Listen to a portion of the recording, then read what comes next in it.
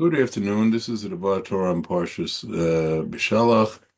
It is the fourth Parsha in Sefer Shmos, and this is the final Parsha where Pharaoh is seen.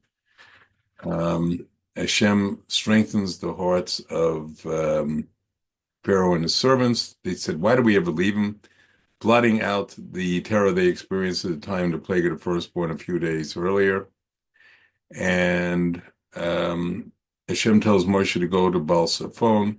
That was the one idol of the Egyptians that he allowed to exist, to try to fool them into the idea that, well, there's one of their gods that Hashem has no power over.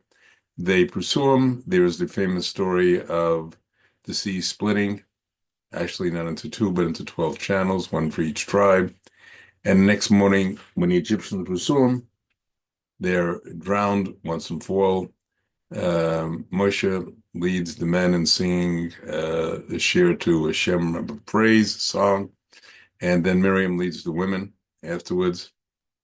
And after that, they leave that area. The first place to go is a place called Marah, and they complain that the water, the trees, that the water is bitter.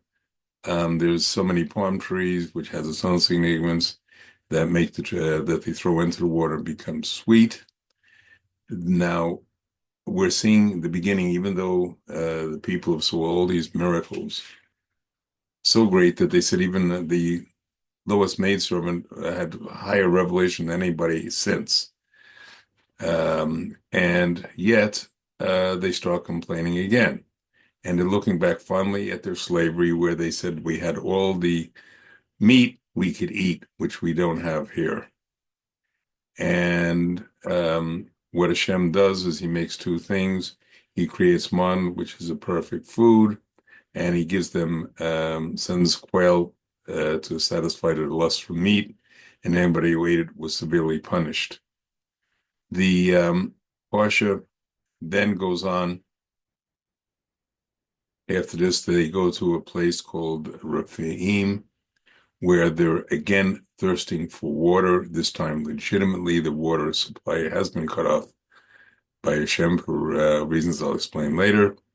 After that whole incident, where Moshe speaks to breaks a rock and water comes pouring out that was going to maintain him in the skus of Miriam, Merity of Miriam, his sister, for the next 40 years. They were attacked by Amalek, and Yeshua leads the battle against them. Israel, the Bnei Israel, narrowly defeat them, though it doesn't destroy them like many of our enemies, because they're meant to exist past that time. And it ends with Hashem saying that the enemy must be blotted out, they must be destroyed, the Amalekite, but surely destroyed. It's double language. And then it says afterwards, Hashem's going to remove them from heaven, from under the heavens. What I'd like to speak about today is the subject of Amalek. He's going to be making another appearance on Purim, and obviously in the skies of Haman, and I'll speak more about that as we get closer. Another Devar Torah. In any event, I want to speak about the spiritual concept of Amalek, what he represents, as well as the physical Amalek. Now, the first reference to Amalek, direct readable, the reference to Amalek is in the time of Abraham, when he's battling, where there was a battle between the 4 and 5 kings, same kings that kidnapped Lot, the 4 kings, and Abraham miraculously pursued him with 316 men. And it says the Valley of the Amalekites was where this battle, major battle, took place. Why is it called that? Rashi explains that even though Amalek's not going to be born for a few more generations, the forces of evil he represents are present where that battle occurred, even though he didn't exist, physical concept. Now, to look at Amalek a little deeper, and when I'm going, this part of my Devar Torah is based partially on the shir of Moshe Shapiro Zichron Tzedek L'Bracha, is the question of who does Amalek represent? Well, you have to look. There's one word that does not appear anywhere in the Chumash, which is the word Safek, 5 books of Moses, which means doubt. The word Safek, in another meaning of a weaving device, appears in the Naviim, but it does not appear anywhere else. Now, there's a question. Everything is in the Torah. So where is Safek? Because if you don't say everything's in the Torah, then it's not absolute. So the question is, what are we talking about here? Well, if you look at the gematria, each Hebrew letter has a value, and the value of the word Safek is 240 when you add up the letters in the numerical value, and so is the word Amalek. So how does it appear in Chumash? It appears through Amalek, because Amalek represents the ultimate doubt. And there's another principle that everything that appears in Chumash, Rabbi Moshe Shapiro said this, the Vilna Gaon, many others, that everything appears in the Chumash also appears in Ma'aser Bereshit, finding it, including all the 613 mitzvahs that the Bnei Israel are going to receive in next week's Parsha. And the answer that is given, where does it appear in Ma'aser Bereshit? With the story of the Eitz of Das of Tov and Ra, the tree of good and evil. It's not a tree of good and a tree of evil. It's a mixture of both. Now, what happens when they ate from that tree? Doubt was created. Before then, good was good. You could tell evil was evil, even though they didn't resist the temptation, eat from the fruit. Chava deliberately, and Adam, her husband, didn't check what he was eating. Either way, they got punished for it.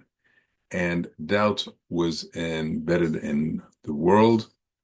What is the purpose of doubt? Well, the snake in that story represented the Yetzer Hara, the evil inclination. What's the evil inclination, stock and trade? Is Safek, doubt. Its assistant is doubt, because if anybody really knew that what the consequences of committing Aveirot sins were, they would never do it. So it's got to be done by deception and made to look like it makes sense. And that represents Amalek, because Amalek in his physical form, which I'm now going to get to, represents doubt.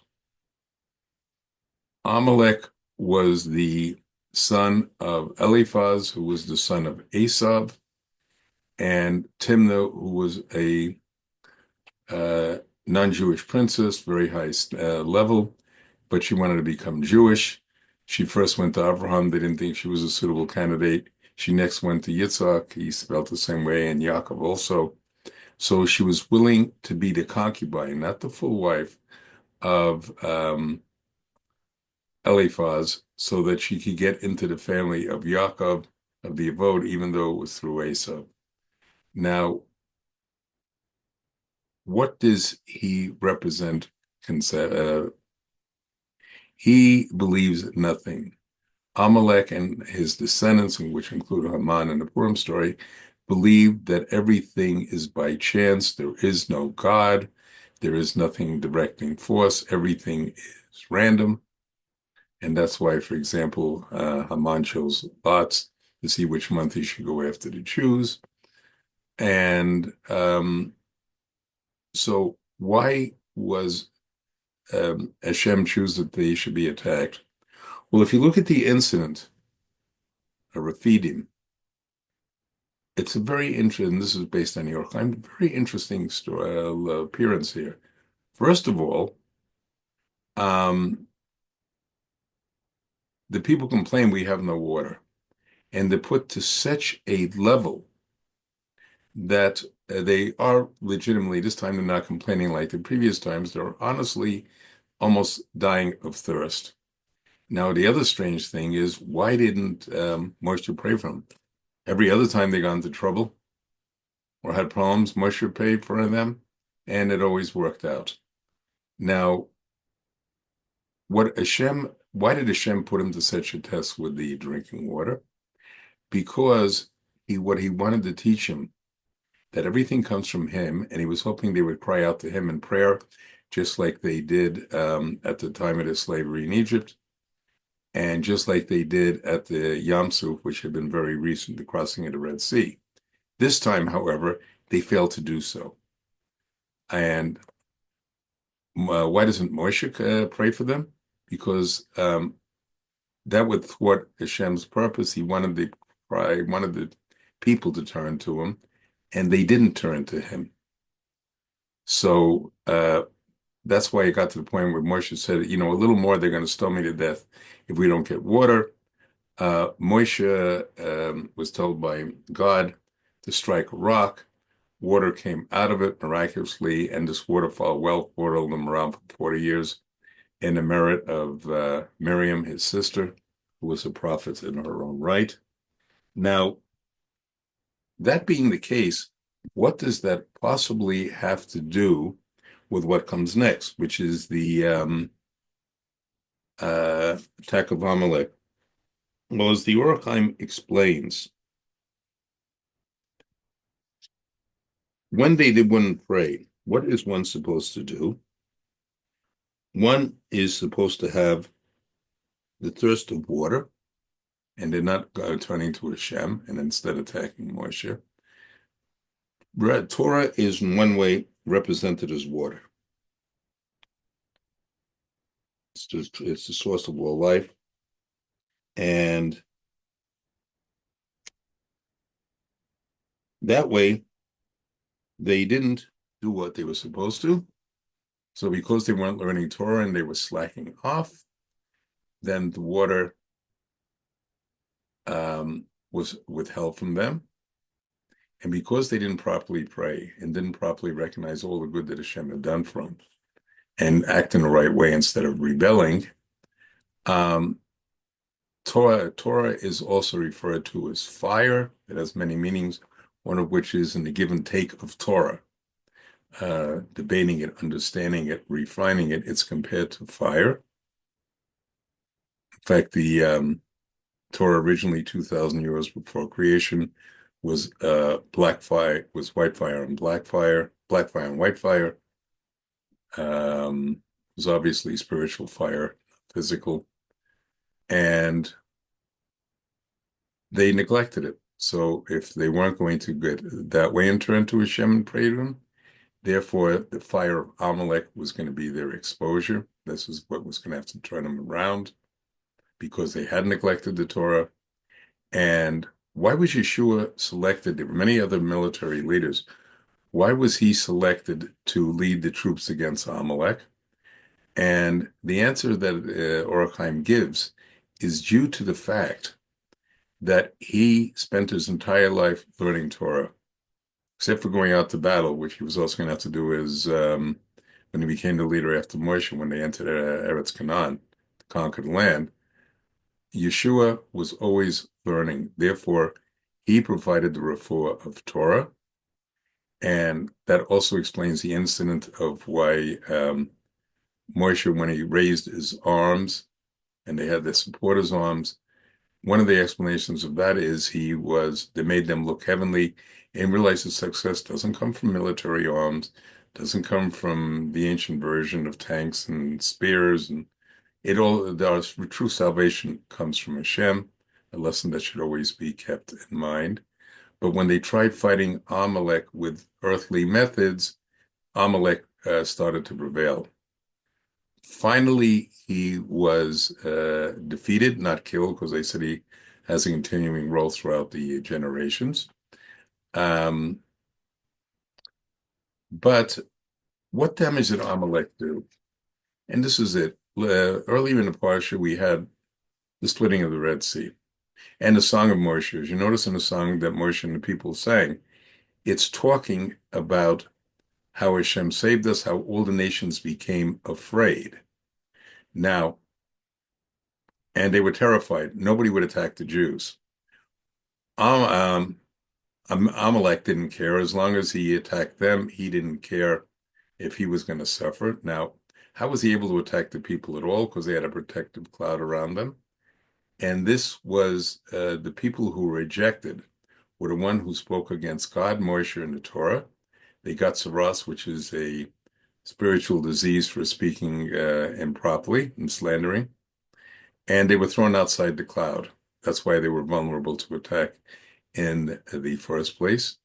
But the bigger damage they did is like this, is explained by the Ramban, Nachmanides. What happened is they um, were like the following, he gives the following story. Just visualize somebody making a boiling tub of boiling hot water, bathtub, and then jumping in it. They would get badly burned, but the temperature of the water would be lowered. This was the same with Amalek, even though he was going to ultimately be defeated. He, by doing that, lowered the fear of God and Bnei Israel, because they figured, okay, Amalek didn't win, but the Jews are vulnerable. Now we just got to find the right method. We went through 4 exiles where they tried that. The Babylonians tried to destroy us, Persians, the Greeks, and Asa Edom, Rome, the current exile we're in. And they are saying at the end of the days, they're going to figure, hey, we made a mistake. We didn't use the right maneuvers. We got the wrong enemy. We're fighting against the Jews. What we got to do is fight against God directly, invade his land. And that will be the ultimate battle just before Mashiach comes between Gog and Magog. So that is the ultimate damage they did. Now, Amalek and his people did. But he, as I said, went to fight another day. Now, if you look at the wording at the end, Hashem says the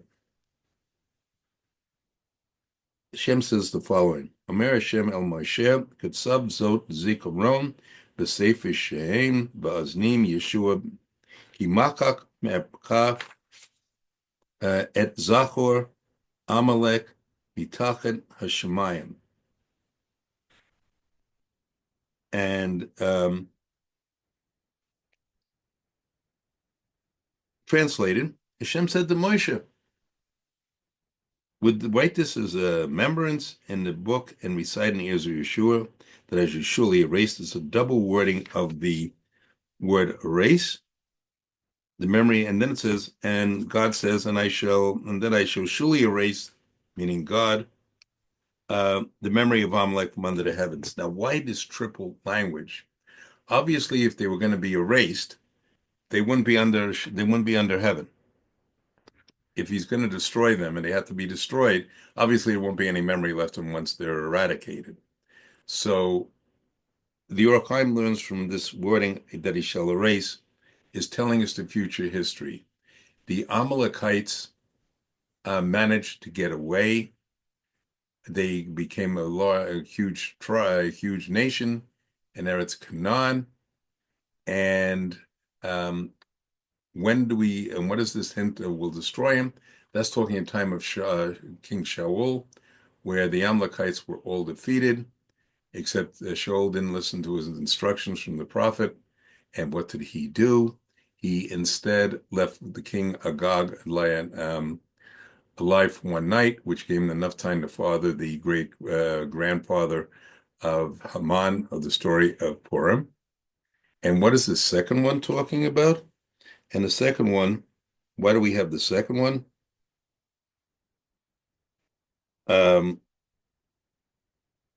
Is all the Amalekites, there were thousands, 14,000 or 15,000 of the enemy killed during the days of Purim, and they were all across what was the Persian Empire, huge expanse of land.